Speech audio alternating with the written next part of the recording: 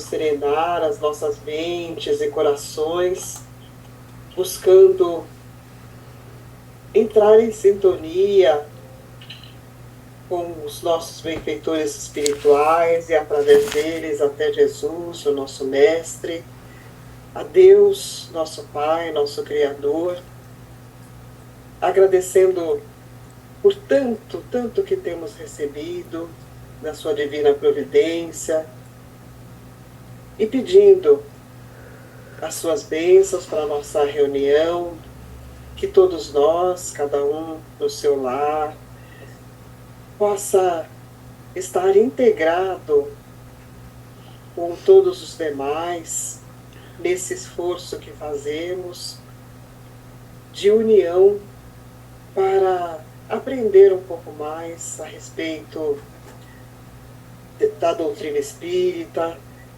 do Evangelho, que é tão importante para o nosso crescimento, para o nosso amadurecimento como espíritos imortais. Rogamos também que os nossos corações e nossas mentes não acumulem apenas conhecimento, mas que busquemos também a sabedoria para poder discernir o que é bom, o que é belo, para podermos, então, tomar as melhores decisões a respeito da nossa própria existência. E assim, unidos em coração, em pensamento, nos lembramos da oração que Jesus nos ensinou, que é tão importante para a nossa vida de um modo geral. Pai nosso, que estás nos céus, santificado seja o vosso nome. Venha a nós o vosso reino, e seja feita a vossa vontade, assim na terra como nos céus. O pão nosso de cada dia nos dai hoje. Perdoai as nossas dívidas, assim como perdoamos os nossos devedores, e não nos deixeis cair em tentações, mas livrai-nos de todo mal. Que assim seja. Necessidade do Bem. Livro Fonte Viva, de Emmanuel, Psicografia Chico Xavier. E consideremo-nos uns aos outros para nos estimularmos à caridade e às boas obras. Paulo, Epístola aos Hebreus, capítulo 10, versículo 24. Muitas instituições da vida cristã, respeitáveis por seus programas e fundamentos, sofrem prejuízos incalculáveis, em razão da leviandade com que muitos companheiros se observam uns aos outros. Aqui, comenta-se o passado desairoso de quem procura hoje recuperar-se dignamente. Ali, pequenos gestos infelizes são analisados através das escuras lentes do sarcasmo e da crítica. A censura e a reprovação indiscriminadas, todavia, derramam-se na família de ideal, como chuva de corrosivos na plantação, aniquilando germes nascentes, destruindo flores viçosas e envenenando frutos destinados aos celeiros do progresso comum. Nunca é demais repetir a necessidade de perdão, bondade e otimismo em nossas fileiras e atividades. Lembremo-nos de que com o nosso auxílio, tudo hoje pode ser melhor que ontem, e tudo amanhã será melhor que hoje. O mal, em qualquer circunstância, é desarmonia à frente da lei, e todo desequilíbrio redunda em dificuldade e sofrimento. Examinemo-nos mutuamente, acendendo a luz da fraternidade para que a fraternidade nos clareie os destinos. Sem perseverança no bem, não há caminho para a felicidade. Por isso mesmo, recomendou-nos o apóstolo Paulo: e consideremo-nos uns aos outros para estimular-nos à caridade e às boas obras, porque somente nessa diretriz estaremos servindo à construção do reino de amor. Viu? Esse é o Paulo, uma pintura, o Emmanuel e o Chico, velhinho, que é a fase dele que eu acho as fotos mais bonitinhas, pelo menos para o meu gosto. Boa noite a todos, sejam bem-vindos. Como é bom nos reunirmos em nome de Jesus, trabalhando em sua seara, não é? Precisamos divulgar esses conhecimentos, como eu tenho ouvido, divulgar a doutrina espírita também é um ato de caridade e é a primeira coisa que nós precisamos fazer. Nós começamos hoje o capítulo 3 do livro A Gênese, que tem por título geral o bem e o mal, e esse começo ele vai tratar exatamente do bem e do mal. É uma condição que Kardec nos traz, que demonstra cada vez mais a sua, no meu entender, genialidade. Porque Kardec ele parte de temas aparentemente bastante conhecidos e dá uma roupa nova com outro aspecto completamente diferente. E essa abordagem que ele faz sobre o bem e o mal, ele se evidencia sendo muito sagaz, muito sábio mesmo. E do que se trata? Por que nós estamos falando isso? Nós vimos e temos ouvido falar e discutimos que a doutrina dos espíritos, da forma como ela está colocada, ela vem sendo aquele ponto máximo do que nosso desenvolvimento religioso já alcançou aqui na Terra. Nós vimos naquele livro que nós estudamos do professor Herculano Pires, O Espírito e o Tempo, e nesse livro o professor fala justamente isso, e como nós vemos com a doutrina, há uma abertura completamente nova em conceitos que já estavam estabelecidos, pelo menos na parte ocidental do planeta, estabelecidos há muito tempo. E o conceito de bem e mal é um dessas abordagens, desses conceitos que a doutrina vai frontalmente em oposição ao que é acreditado por outras doutrinas. Então nós temos o quê? Kardec começa o comentário desse capítulo fazendo a consideração sobre os atributos de Deus, que foi o que nós vimos até o mês passado. E Deus, ele é o quê? Ele é o princípio de todas as coisas. Deus é o princípio de todas as coisas. Ele é sabedoria. Nessa sabedoria, ele é infinitamente sábio. Ele é a bondade suprema, não é? Então, ele é infinitamente bom. Ele é todo justiça, e nisso ele é infinitamente justo. Com esses atributos, Deus não poderia criar nada que fosse mal. Porque nós vamos ver na sequência, que se acredita que Deus tenha criado o mal. Agora, essa é a primeira consideração que ele faz. A segunda é que, se o mal fosse atribuição de um ser, que é dado o nome, na maioria dessas concepções religiosas, de Satã, de Lúcifer e etc., essa entidade, esse ser, ele poderia ter apenas duas formas de início, duas origens. Ou ele seria igual a Deus, ou ele seria inferior a Deus. Para ele ser igual a Deus, obviamente numa intenção oposta, porque é o mal, Deus é o bem, e esse ser seria o mal.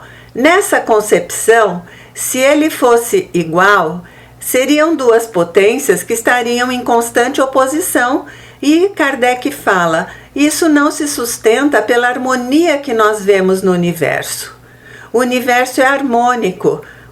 As coisas como foram criadas, os planetas, as galáxias, essa concepção dos movimentos, os planetas não ficam se chocando aí pelo espaço. Nós temos uma grande harmonia no universo. Então, essa primeira concepção, esse ser não poderia ser igual ao Deus. Se ele não pode ser igual ao Deus, ele seria o quê? Inferior. E para ele ser inferior, ele teria de ter sido criado por Deus. O que Kardec quer trazer com isso? Que o mal, nesta forma de concepção, não existe.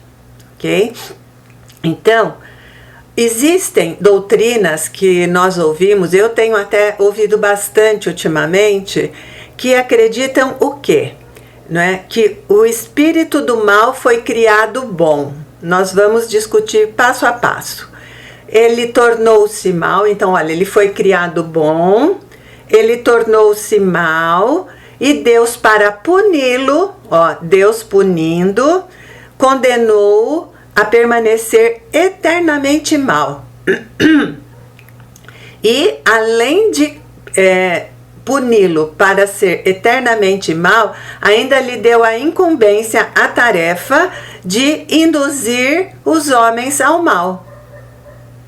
Aí Kardec fala, né? Então nós vamos ver o que ele fala.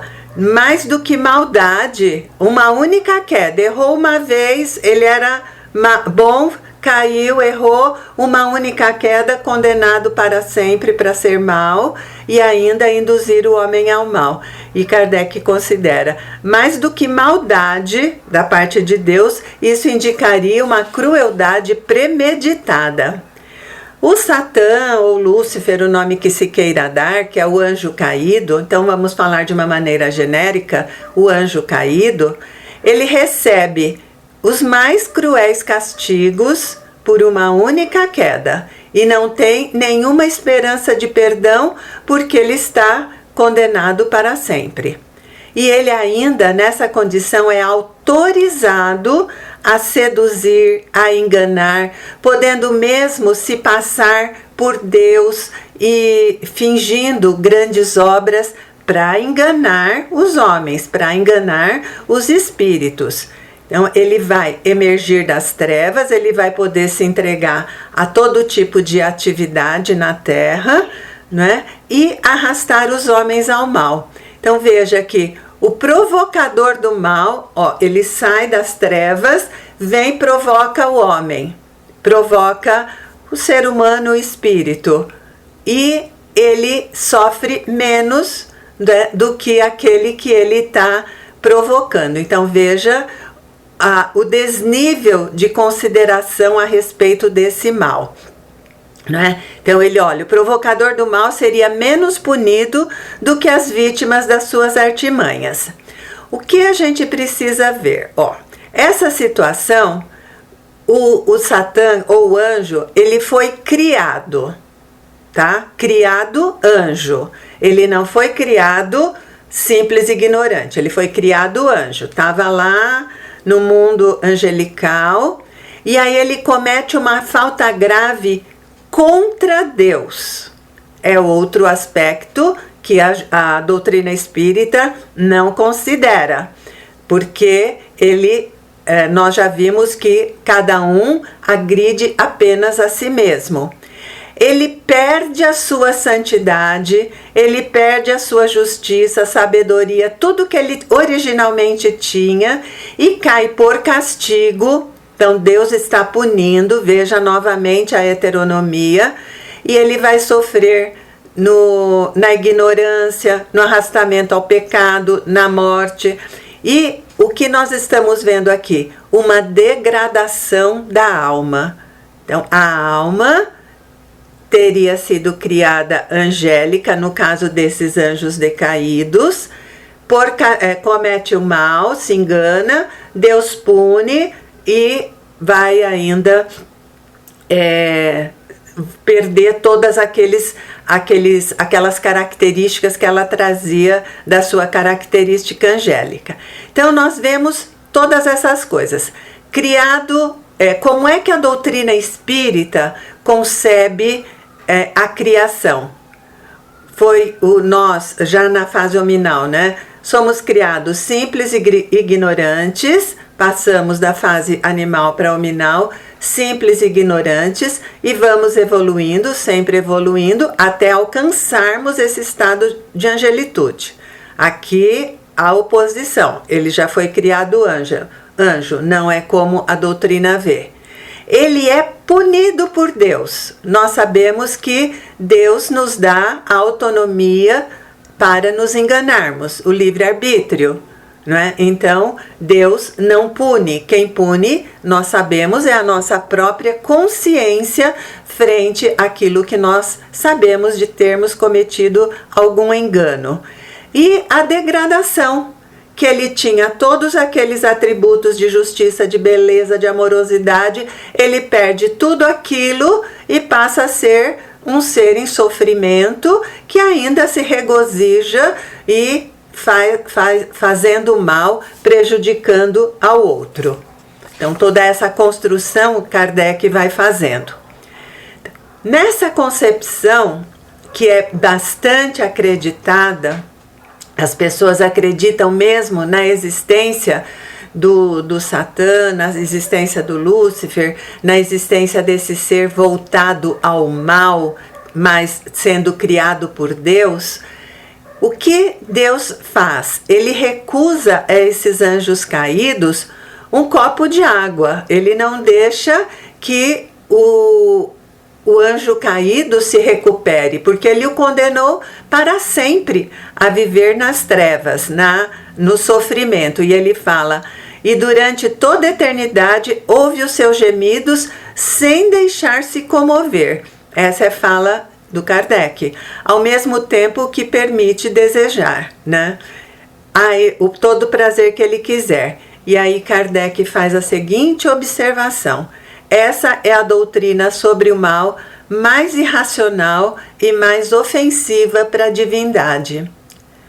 Nós percebemos que quando essa crença, essa doutrina, essas coisas foram criadas, né, não se pensou no todo e em como Deus poderia ser. Partiu de uma concepção de Deus muito diferente daquela que Jesus nos trouxe e que a doutrina espírita adotou. Mas o mal existe, nós sabemos, está aí graçando no planeta, principalmente nesse momento. E o que existe em relação ao mal? Ele não é um único mal. Ele existe o mal físico, o mal moral, o mal que o ser humano, o espírito, pode evitar, e aqueles que são independentes da sua vontade. E Kardec considera os dessa categoria aqueles provocados pelos flagelos naturais. Nós vamos ver tudo isso. Na época de Kardec, nós já vimos no estudo da Gênese, o que era ensinado na escola, que correspondia ao magistério, era o espiritualismo racional. A doutrina espírita herdou bastantes conceitos desse espiritualismo racional. Ele fazia parte da moral teórica, que era uma das ciências filosóficas. E ele trazia uma novidade para a época, porque lembra, esse espiritualismo racional, ele é do começo do século XIX, lá na França. Qual era a grande disputa e a grande briga? Era entre a igreja, que trazia esse cristianismo da forma como foi interpretado pela igreja, versus o materialismo. Então, o espiritualismo racional, ele trouxe uma novidade para a época, que ele diz que era uma teoria revolucionária fundamentada na liberdade pessoal, ou seja, na autonomia, que ia se opor o quê? Ao dogma da queda e do castigo, esse que nós acabamos de falar, que era o castigo divino dessas religiões ancestrais, e da coação externa pelo materialismo. O materialismo, não crendo na alma, não é? Nós vemos, por exemplo, Rousseau falava do bom selvagem. Ele nascia puro e o mundo que o compurcava, o mundo que o influenciava para que ele se tornasse mal. Então veja, em nenhuma das duas situações o espírito é tomado como responsável pelas próprias ações. Uma vem uma imposição de Deus e na outra vem uma imposição do mundo, da sociedade, do mundo em que ele vive. Agora, o mal físico, então é essa a teoria que ele está trazendo também para dentro da doutrina espírita, que é a da liberdade pessoal. O mal físico vai ser o quê? A dor, a doença, a morte, que é consequência de todos os seres vivos, não é? Todos os seres vivos, eles têm essa dor, têm a doença e têm a morte. São consequências inevitáveis. O mal moral, ele é o quê? A condição fundamental que resulta da liberdade que o ser tem. Sem esse mal, o bem não seria possível no mundo. O que existe? Existe o contraponto. Pois se o ser não pudesse errar, estou falando o ser humano, quando encarnado, o espírito, se ele não pudesse errar, ele não saberia, não é? Também reconhecer quando ele acertasse. Essa é a ideia. Né? E ele é livre tanto para fazer o mal quanto para fazer o bem.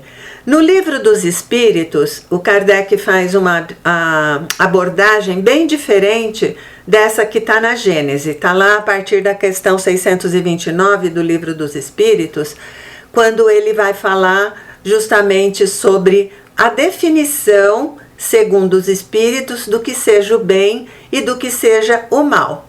Então, o bem é toda atitude tomada de acordo com as leis divinas.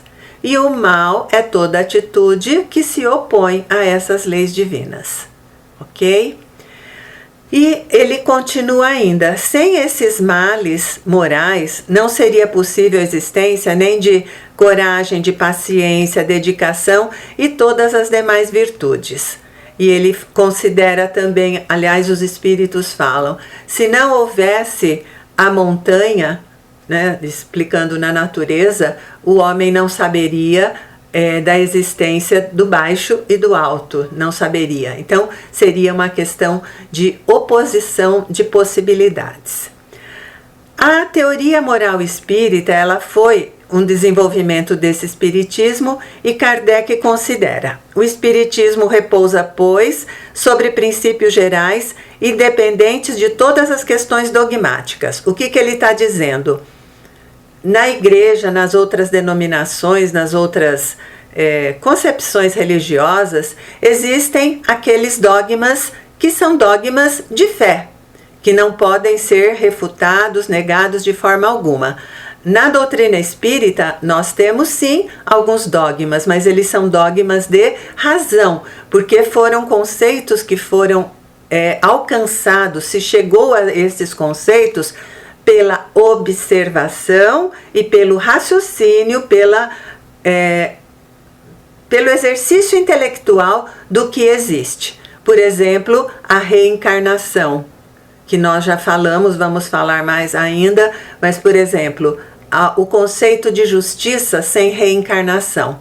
Nós não conseguimos alcançar como pode haver justiça sem o conceito de reencarnação. Então, e o espiritismo, ele tem sim as suas consequências morais e as suas consequências, aliás, todas, como também todas as filosofias a esse respeito. O que nós temos hoje? O que nós dispomos hoje? Nós dispomos de uma determinada série de coisas, mas nós não temos o conhecimento total. E é considerado o quê? Como nós espíritos, homens encarnados, não temos a capacidade de alcançar os desígnios totais do Criador, aqueles que não têm uma concepção de Deus, né, ele vai julgar o mundo de acordo com o quê? De acordo com as próprias concepções, com o próprio entendimento. Então Kardec coloca, ele toma a si como parâmetro. Então eu sou o padrão que eu vou avaliar o mundo. Então vai ser do ponto de vista da personalidade, do ponto de vista dos interesses, do ponto de vista das convenções que adotou para si. Com isso, o que vai acontecer? Nós vamos nos enganar muitas e muitas vezes, porque não necessariamente o que nós somos, o que nós pensamos, o que nos interessa está conforme as leis do Criador, de acordo com as leis divinas. Então, quando estão em oposição, nós nos enganamos redondamente.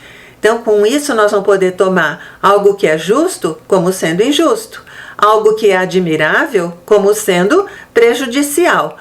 E o que é necessário? Que nós passemos a investigar. Obviamente nós não teremos todas as respostas agora, mas que nós passemos a investigar a razão de ser e a utilidade de cada coisa. Tudo que existe, que a gente observe a razão de ser daquilo e a utilidade daquilo. E conforme nós formos avaliando em cada coisa, veremos a marca da perfeição e da sabedoria divina em cada coisa que existe, né? Kardec começa a falar sobre os flagelos. Lembra? Então nós temos o que? Já vimos o mal físico, que são as dores, os sofrimentos, né, físicos e a morte, o mal moral, as nossas determinações, como é que nós podemos, de acordo com o nosso livre-arbítrio, fazer nossas escolhas. E agora ele vai falar daqueles aos quais estamos sujeitos e que nós não temos como nos safar. E Kardec considera que com a evolução do ser, a evolução, ele não usa a palavra tecnológica, mas seria isso, a evolução tecnológica, a de dedicação. Ele fala que uma sociedade sábia, uma sociedade previdente, vai ter condições de, se não evitar, pelo menos minimizar, reduzir bastante as condições, as consequências dos flagelos naturais. Então ele fala, pela utilização da inteligência, ele pode se afastar ou ao menos diminuir bastante esses efeitos. Quanto mais conhecimento ele adquire e avança na civilização, na evolução, menos essas calamidades serão desastrosas. Então nós vemos algumas coisas são possíveis de serem previstas, algumas coisas são possíveis de serem evitadas e algumas coisas são possíveis de serem contornadas. Por exemplo, locais que se sabe serem afeitos à presença de terremotos. As construções, elas são adaptadas. Por exemplo, São Francisco, nos Estados Unidos, é esperado o grande terremoto, tanto que tem filmes sobre isso e tudo. Mas lá, os prédios mais modernos, pelo menos, eles têm molas. Eles não são completamente rígidos, eles têm essa possibilidade de balançar de acordo, obviamente tem um limite para a dimensão, né, desse terremoto. Nós vemos, por exemplo, enchentes. Temos muita enchente acontecendo aqui no Brasil, mas tem danos que podem ser evitados. Por exemplo, quando se viu que haveria risco de enchentes no período da Oktoberfest lá em Santa Catarina, ela foi suspensa. Então, uma série de danos já se pôde evitar. E Kardec propõe muitas outras coisas nesse sentido. Ele fala a limpeza das regiões insalubres, a neutralização dos miasmas. Neutralização dos miasmas. Os que são miasmas? Na época de Kardec, se acreditava que os miasmas eles eram estruturas que estavam no ar que produziam doenças e que com o tempo se descobriu que são os vírus e as bactérias que podem sim se propagar pelo ar e levar à doença. Na época se chamavam genericamente miasmas, né? Ele fala de fertilizar terras não cultivadas, criando casas mais saudáveis. Então, pode-se tentar minimizar esses flagelos, as consequências dos flagelos naturais. Não necessariamente tudo vai ser possível. Mas a gente vê, por exemplo, os animais, frente a um tsunami, eles vão para bem longe. Nós vimos nesse último, pelo menos que eu lembro de notícia, que foi no dia 26 de dezembro, quando a onda deu aquela repuxado, fez aquele repuxo, recuo, né, da água, os animais todos fugiram para a parte interna do local e, de alguma forma, eles têm instintivamente, que também faz parte desse capítulo, o instinto e a inteligência, eles se recolheram e fugiram e não foram, pelo menos os que fugiram, não foram pegos por aquela onda com as suas consequências. Então, vamos ver aqui o que nós vamos. Os males, então, para que servem os males, né? Já que Deus permite que eles existem. Deus não criou, Deus permite que eles existem. Expostos ao mal, nós vamos buscar o quê? A sua correção. Vamos minimizar as consequências, nós vamos buscar evitar que ele aconteça e quando ele já aconteceu, nós vamos buscar corrigir. Isso faz o quê? Isso provoca o desenvolvimento do intelecto, do raciocínio. É uma forma que se tem de crescer, porque quando nós temos o espinho colocado na nossa carne, nós vamos buscar retirá-lo e desta forma vamos desenvolvendo o nosso intelecto e com isso nós vamos evoluindo. E assim ele diz, é um incentivo para o exercício da sua inteligência com a finalidade da sua evolução. Os aguilhões funcionam como estímulo para que sua mente não se entorpeça e acionam a buscar soluções que minimizem os danos. E ele conclui com a frase: a dor é o aguilhão que empurra o homem para seguir adiante no caminho do progresso. Então, já deu o nosso tempo, eu vou parar por aqui e a gente prossegue no próximo mês.